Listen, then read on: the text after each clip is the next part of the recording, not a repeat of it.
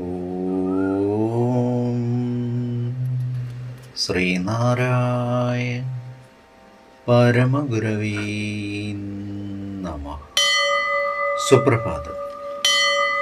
1675 ദിവസമായി ഇന്ന് 2025 ഡിസംബർ മാസം 15 തീയതി തിങ്കളാഴ്ച.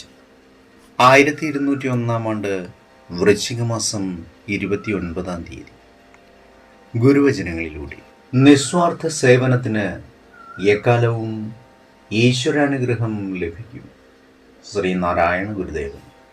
ശ്രീ നടരാജ ഗുരു എഴുതിയ ഗുരുവരിൽ എന്ന പുസ്തകത്തിൽ വിദൂര സാദൃശ്യങ്ങൾ എന്ന് വിവരിക്കുന്നതിൻ്റെ 38 ഭാഗമാണ് ഇന്ന് അവതരിപ്പിക്കുന്നത്.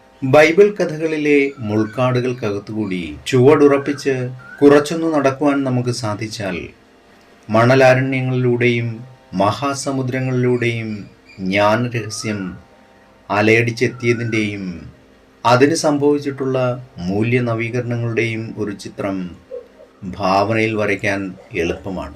മെഡിറ്ററേനിയൻ തീരത്തുള്ള സിറിയയിലെ ആൻറ്റിയോക്കിൽ സാർത്ഥവാഹക സംഘങ്ങൾ സന്ധിക്കാറുണ്ടായിരുന്നു. അവരിലൂടെയോ ചെങ്കടൽ കടന്ന് ഈജിപ്തിലേക്ക് പോകാറുണ്ടായിരുന്ന കപ്പലുകളിലൂടെയോ ആയിരിക്കാം ഇങ്ങനെ ജ്ഞാനരഹസ്യം നാടുകടന്നു പോയത്. പുരാവസ്തു ഗവേഷകനും അസീറിയ, ഈജിപ്റ്റ് എന്നീ ഭൂഭാഗങ്ങളിലെ പുരാതന സംസ്കാരത്തെപ്പറ്റി പഠിക്കുന്നവരുമൊക്കെ ചെയ്തു പോരാറുള്ളത് തമ്മിൽ പിണഞ്ഞു കിടക്കുന്ന ഈ വിഷമ പ്രശ്നത്തിൽ ഓരോ അംശത്തെ വെവ്വേറെ എടുത്ത് പഠിക്കുകയാണ്. ഏറിയ കൂറും ദേശീയതയുടെ ഭാവം നൽകിയാണ് അവർ അതിനെ കാണാറുള്ളത്. ഏതെങ്കിലും രാജാക്കന്മാരുടെയോ രാജവംശങ്ങളുമായോ ബന്ധപ്പെടുത്തിയാണ് കണ്ടെത്തലുകളെ അവർ അവതരിപ്പിക്കുന്നത്. പണ്ടുകാലത്തും ഈ ലോകം ഒന്നു തന്നെയായിരുന്നു എന്ന സത്യം അവർ ഓർക്കുന്നതേയില്ല.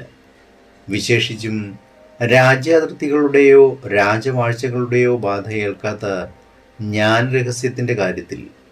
അതിനാൽ പുരാവസ്തു ഗവേഷണ വിദഗ്ധന്മാർക്ക് ഇങ്ങനെ ഒറ്റതിരിഞ്ഞ് മറഞ്ഞു കിടക്കുന്ന വസ്തുതകളെ കൂട്ടിയിണക്കി സമ്പൂർണമായൊരു സജീവ ചിത്രം കാണാൻ വാസ്തവത്തിൽ സാധിക്കാതെ പോയിരിക്കുന്നു.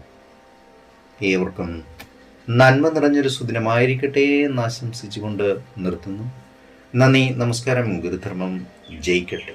ശബ്ദം നൽകിയത് സുജീഷ് മഹി.